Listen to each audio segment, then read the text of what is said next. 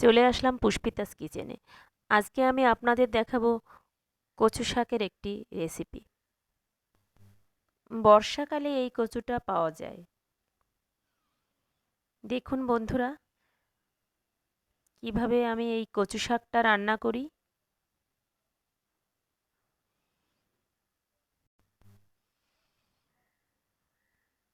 প্রথমে আমি একটা কচু নিয়ে নিয়েছি। দেখুন বন্ধুরা, কচুটা আমি এইভাবে কেটে নিচ্ছি। আমি এই কচুটাকে এইভাবে কেটে নিচ্ছি। আপনারা কে কিভাবে কাটেন কমেন্টে জানাবেন।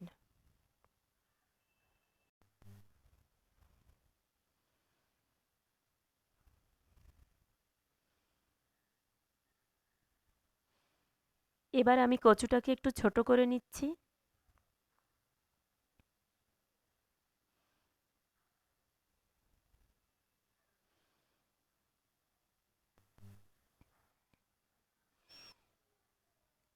আমি কাটার সুবিধার্থে কচুটাকে খণ্ড খণ্ড করে কেটে নেব।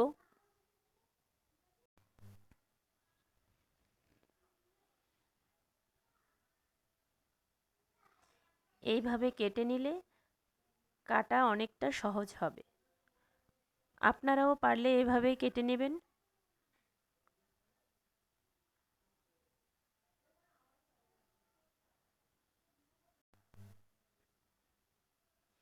এবার এই কচুর উপরে একটা পাতলা প্রলেপ থাকে, আমি সেটা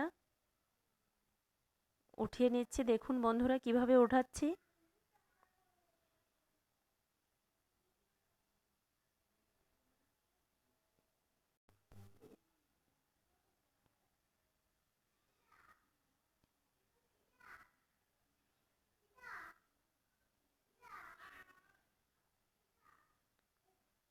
আমি এভাবেই উঠিয়ে নিচ্ছি।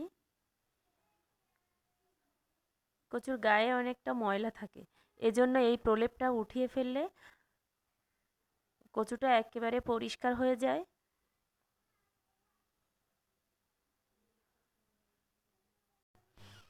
আপনারা কিন্তু কচুটা লম্বা সাইজ করে কেটে নিতে পারেন এবং বড় মাছ দিয়ে ঝোল করতে পারেন। আমি আজকে চিংড়ি মাছ দিয়ে করছি এবং ভাজি ভাজি করব, এজন্য এভাবেই কাটছি। আমার রান্নার সুবিধার্থে আমি এভাবেই কাটছি। আপনারা যেমন খুশি কাটতে পারেন।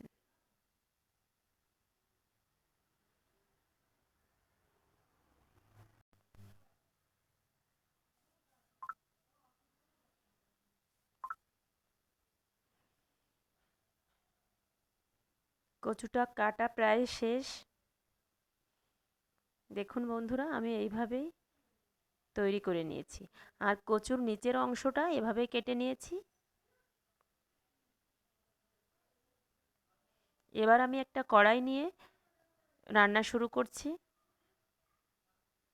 কড়াইতে তেল দিয়ে দিয়েছি।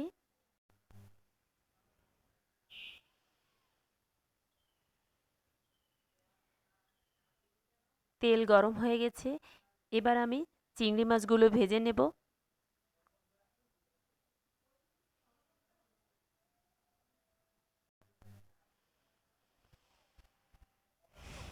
লবণ ও হলুদ দিয়ে চিংড়ি মাছটাকে ভেজে নিচ্ছি।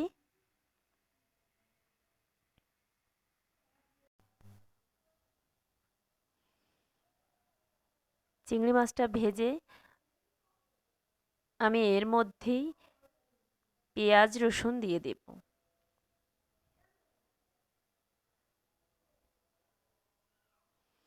দিয়ে দিয়েছি রসুন।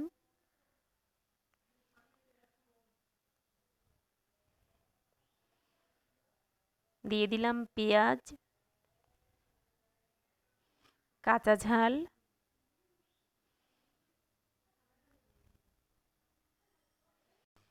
এবার সবগুলো উপকরণ আমি ভালো করে ভেজে নিচ্ছি।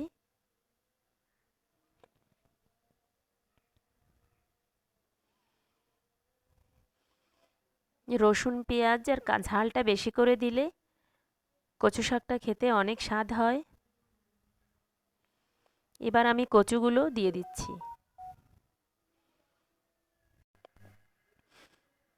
এভাবে পুরো কচুগুলো দিয়ে দিচ্ছি।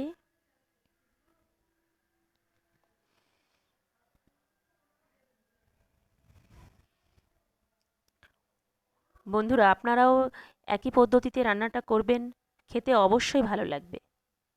এই কচুটা বর্ষাকালেই বেশি পাওয়া যায়।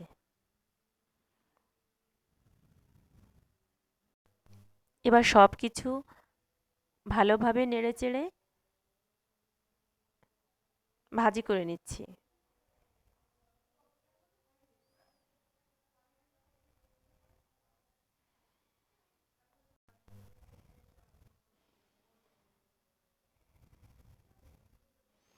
বন্ধুরা, পুরো ভিডিওটা না টেনে দেখবেন।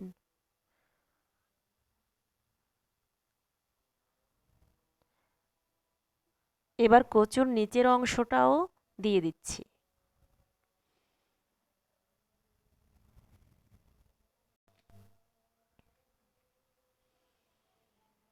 এবার আবারও সব কিছু ভালো করে মিশিয়ে নিচ্ছি।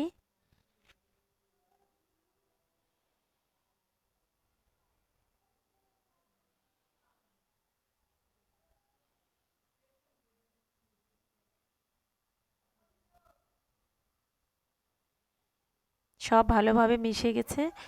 এবার একটা ঢাকনার সাহায্যে ঢেকে দেব।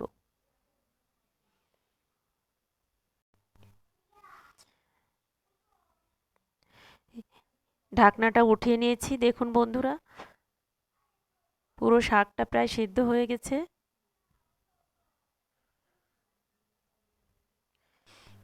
বন্ধুরা, না টেনে পুরো ভিডিওটি দেখবেন আর লাইক দিয়ে অবশ্যই পাশে থাকবেন। আর আমার দেওয়া নতুন নতুন রেসিপি পেতে আমার চ্যানেলটি সাবস্ক্রাইব করবেন।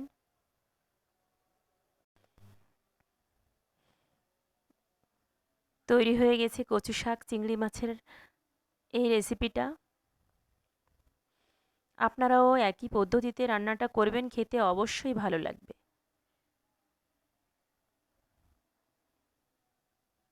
ধন্যবাদ সবাইকে।